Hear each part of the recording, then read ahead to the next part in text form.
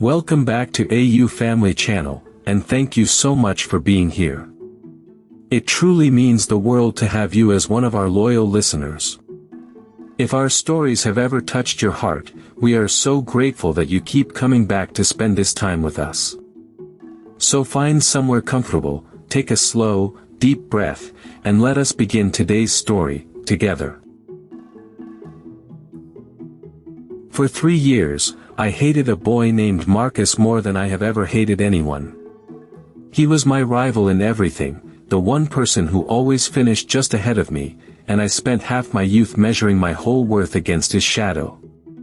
Then, in a single terrible afternoon, an accident on the track changed both our lives, and the boy I had spent years wishing would just disappear became, over the long months that followed, the closest friend I have ever had.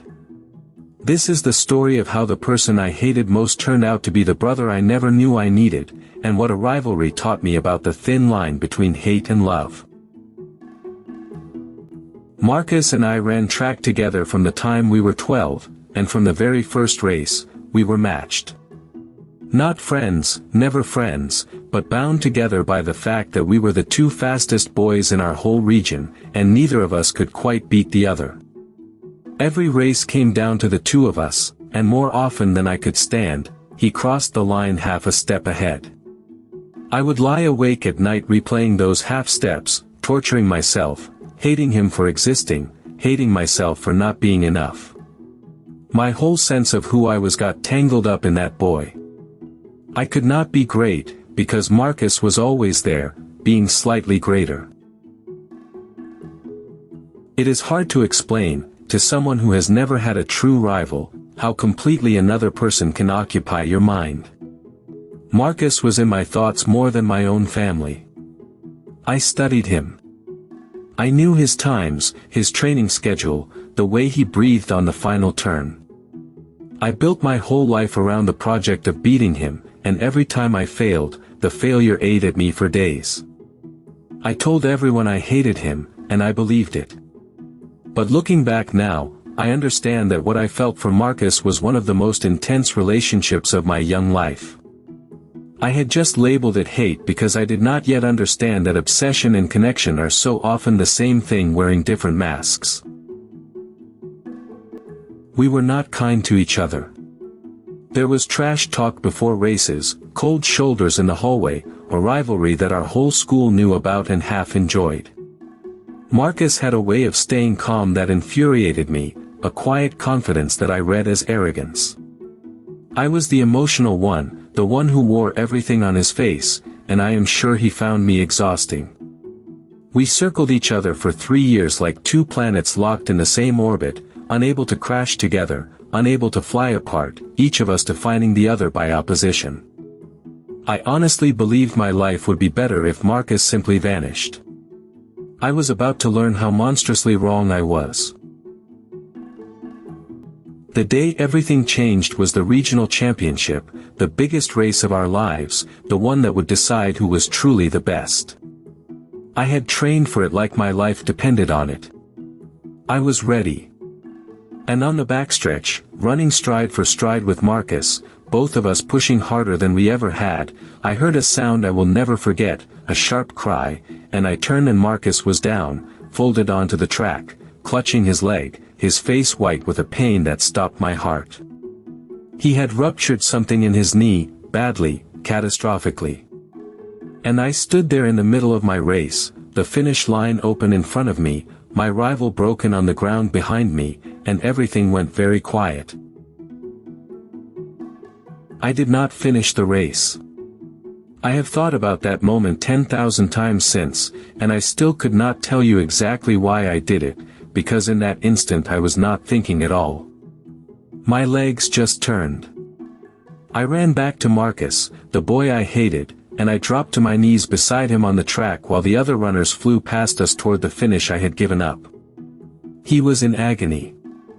And he looked up at me, this boy who had beaten me for 3 years, with tears streaming down his face, and he said, "Why did you stop? You had it, you had the race."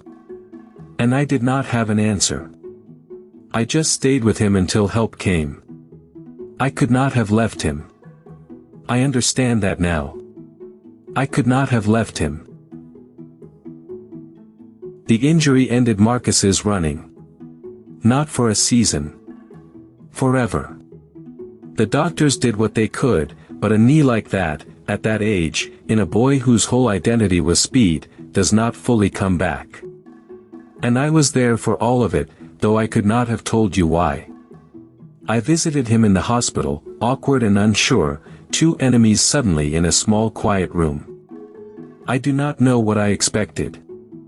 Maybe I expected him to blame me, or to be bitter, or to send me away.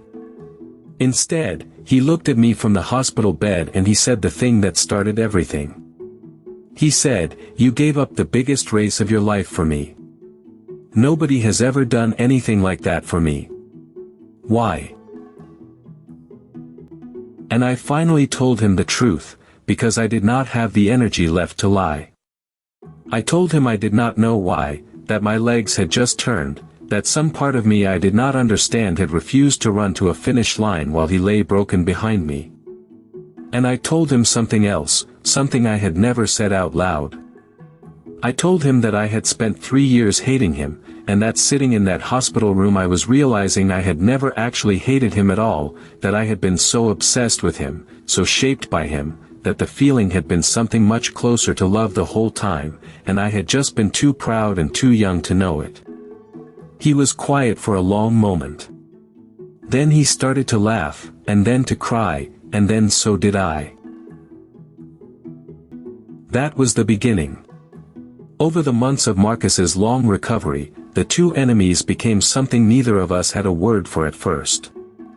I kept visiting. I did not know how to stop.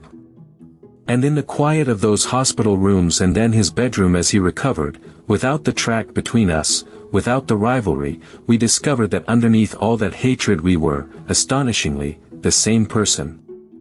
We liked the same things. We were driven the same way. We understood each other, it turned out, more completely than either of us had ever been understood by anyone, because we had spent 3 years studying each other with the fierce attention that only a rival gives. All that knowledge, all that focus, and it had been pointed the wrong way the whole time. Marcus's recovery was brutal, and I watched a proud, fast boy have to rebuild himself from the ground up, having lost the one thing he had built his whole identity on. There were dark days, days he did not want to see anyone, days the loss of his running swallowed him whole. And I found myself doing for my former enemy the thing that no one had ever done for either of us. I showed up. Over and over. On the bad days especially. I did not try to fix it. I just sat with him in the wreckage of the future he had lost, and I refused to leave, the same way I had refused to leave him on the track. Something about that day had set a pattern between us. I would not run past his pain. Not ever again. The strangest part was what it did to my own running. With Marcus off the track, I finally started winning. Every race, easily now, the thing I had wanted for 3 years. And it was hollow. It was so completely hollow that it shocked me. I stood on podiums I had dreamed of my whole life and felt nothing, because the person who gave my running its meaning was sitting in the stands with a ruined knee, and beating a field of runners who were not Marcus felt like winning an argument in an empty room. I understood then that Marcus had never been my obstacle. He had been my reason. He had made me great by refusing to let me be anything less, and without him, my greatness had no witness who mattered. I told him this, one afternoon, that winning without him felt like nothing. And he got angry, actually angry, the only time in our whole friendship. He told me not to waste it, not to throw away the gift of my speed just because he had lost his, that the cruelest thing I could do to him would be to stop running well when he no longer could. He said, "You will run for both of us now." And something in the way he said it reorganized my entire understanding of what we were. We were not rivals anymore. We were not even just friends. We had become something like two halves of one runner, and he was handing me the part of himself he could no longer carry, trusting me to carry it for both of us. So I did. I ran, from that day on, for both of us. Marcus became my coach, in a way, pouring all his knowledge, all his fierce competitive brilliance, into me. He knew my running better than I did, because he had spent 3 years studying it as an enemy, and now all that study turned to helping me. He would time my splits, analyze my form, push me the way he had once pushed against me. And I got faster than I had ever been, faster than either of us had ever been, because I now had the strength of 2 runners in me, my own and the one Marcus poured into me from the sidelines. The rivalry had made us both good. The friendship made me great. People did not understand our friendship. Our whole school had watched us hate each other for 3 years, and now here we were, inseparable, and some of them found it suspicious, even fake. How could 2 people who had despised each other become so close so fast? But those people did not understand the truth that Marcus and I had discovered in that hospital room. The opposite of love is not hate. Hate and love are the same fire, the same intensity, the same total focus on another person. The opposite of love is indifference. We had never been indifferent to each other. Not for 1 second.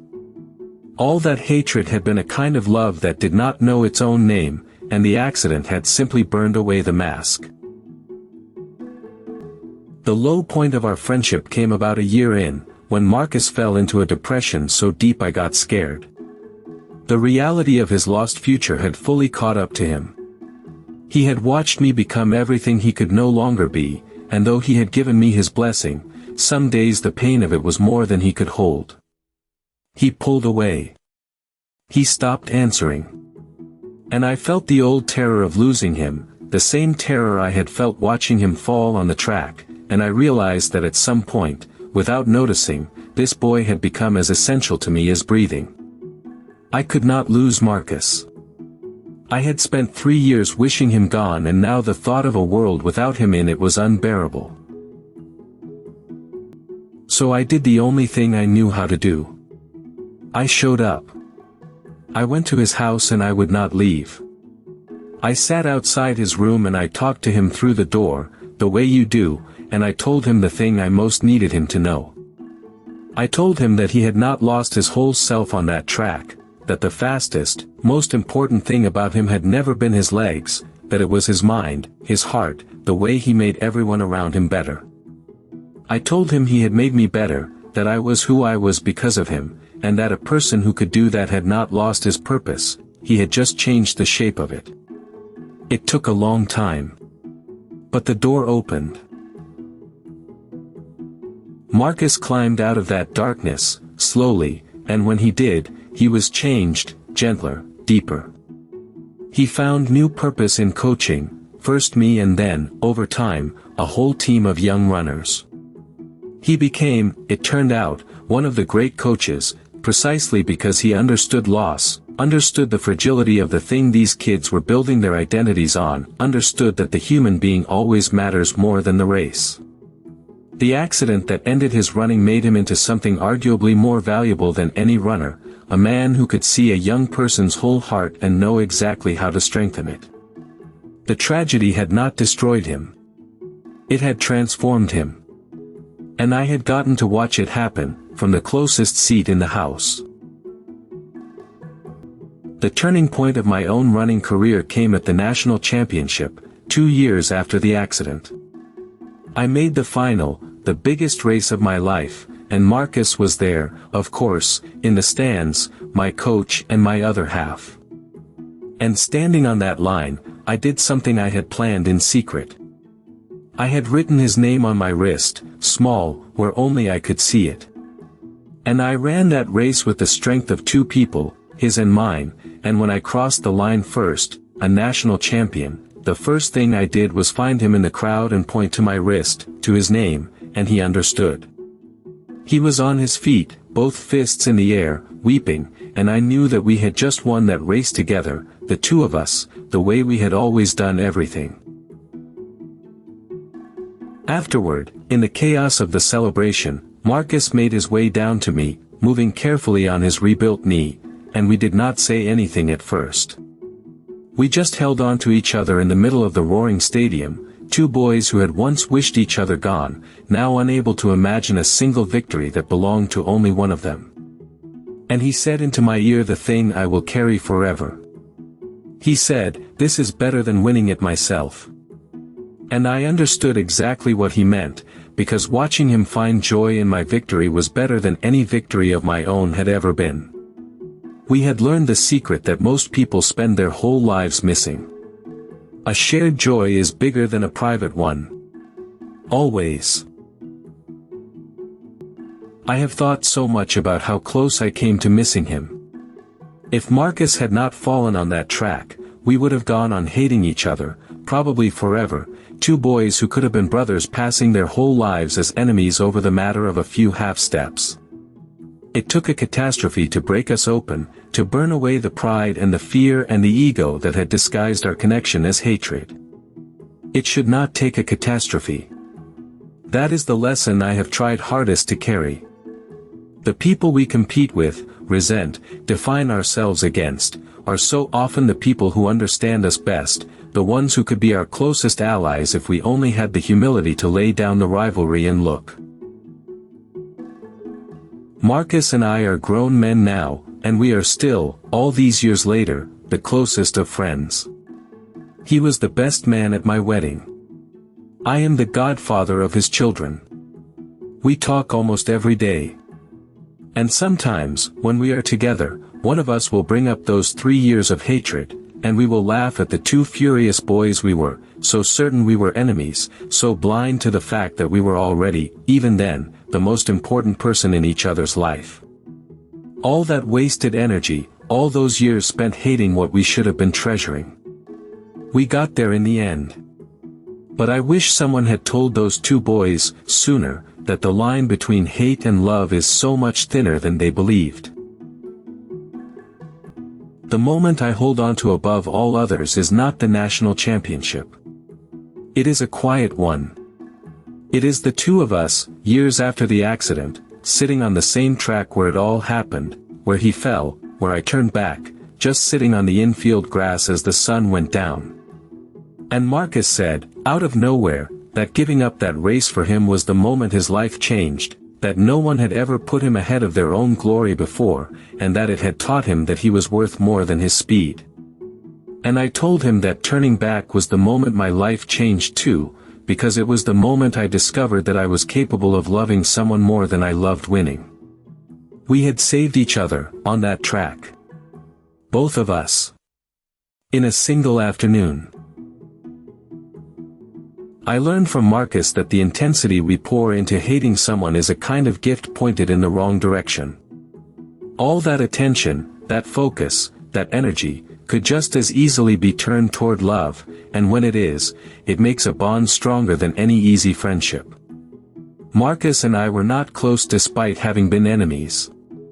We were close because of it.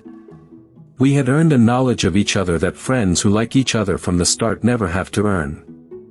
Our hatred had been the strange, painful foundation of the deepest love of my life. I would not trade those 3 awful years now, because without them, the friendship that came after would not have had such deep roots. Our friendship taught me to look differently at everyone I am tempted to see as a rival.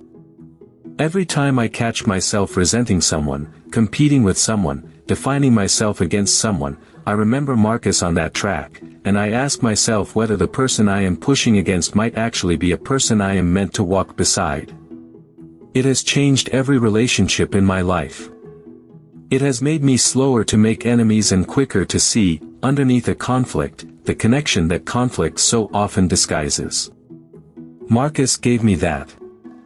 In losing his own future, he taught me how to find brothers in the most unlikely places, and my life is full of unlikely brothers now because of it. I want to say something about what Marcus did with his loss, because it is the heart of everything. He lost the one thing he loved most, his running, in an instant, through no fault of his own, at an age when it was his whole identity. He had every right to be bitter, to be broken, to spend his life mourning what was taken. Instead he took that loss and he turned it into a gift for hundreds of young runners, and into the deepest friendship of my life, and into a wisdom that made him one of the finest people I have ever known. He showed me that what happens to us matters far less than what we choose to build out of it, and that even the worst loss can become, in the right hands, a doorway. People ask me, sometimes, whether I feel guilty, whether I carry some weight about the fact that I got to keep running while Marcus lost everything, that I became the champion he was supposed to be. And I used to. But Marcus himself cured me of it. He told me, fiercely, that my success was his success, that watching me run was the closest he could get to running himself, and that the greatest gift I could give him was to run with everything I had, for both of us, and to be joyful about it. So I let go of the guilt, because carrying it would have been an insult to the generosity of the friend who had given me his blessing to be great. We shared it. We shared all of it. These days, Marcus coaches and I have moved on from competitive running, but the bond remains the center of both our lives. And what strikes me most, looking back over all these years, is how completely I misread the most important relationship of my youth for 3 whole years. I called it hatred. I organized my life around wishing him gone. And he was, the entire time, the brother I had been looking for, the one person who saw me completely, who pushed me to be my best, who would one day give up his own dreams to help mine come true. I had the greatest gift of my young life right in front of me, and I spent 3 years resenting it because it came in the disguise of a rival. If there is one thing our story teaches, it is to look again at the people you are sure are your enemies. Not everyone who opposes you is against you. Some of the people we compete with are the ones who understand us most deeply, who care enough to push us, who could become, if we let them, the truest friends we will ever have. The energy we spend on rivalry and resentment is love that has lost its way. Turn it around. Look at the person across from you, the one you have labeled your enemy, and ask whether you might be looking at a brother you have simply not recognized yet. Marcus was mine.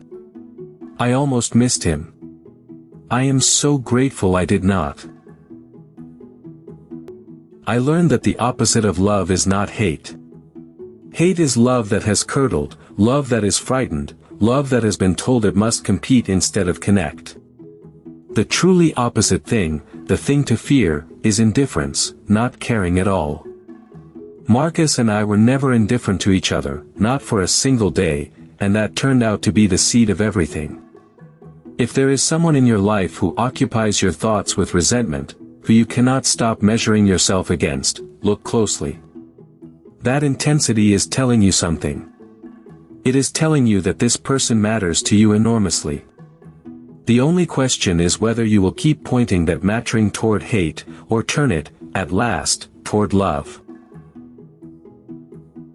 There is an image I carry from that first day, the day of the accident, and I return to it whenever I need to remember what matters. It is the sight of the open finish line in front of me, the prize I had wanted for 3 years, right there, unguarded, mine for the taking. And it is the feeling of my legs turning away from it, turning back toward my fallen rival, choosing a broken enemy over a certain victory without my mind having any say in it at all. That turning was the truest thing I have ever done. My body knew, before my mind did, that a person in pain matters more than any prize. I have tried to live by what my legs knew that day. Turn back. Every time. Turn back. The memory I treasure most is the two of us, grown now, at my wedding, Marcus standing beside me as my best man, steady on the knee that ended his running and started our friendship. And in his speech, he told the whole room the story of the boy who gave up the biggest race of his life to kneel beside his enemy on a track, and he said that he had spent every year since trying to be worthy of that kind of friend. And I sat there thinking that he had it backwards, that I had spent every year trying to be worthy of him, and I understood that this is what the best friendships are, two people each convinced they are the lucky one, each trying to deserve the other. That is what Marcus and I built out of 3 years of hate. I would not trade it for 100 championships. I asked Marcus once whether he ever wished the accident had not happened, whether he would go back and keep his running if he could, even if it meant we never became friends.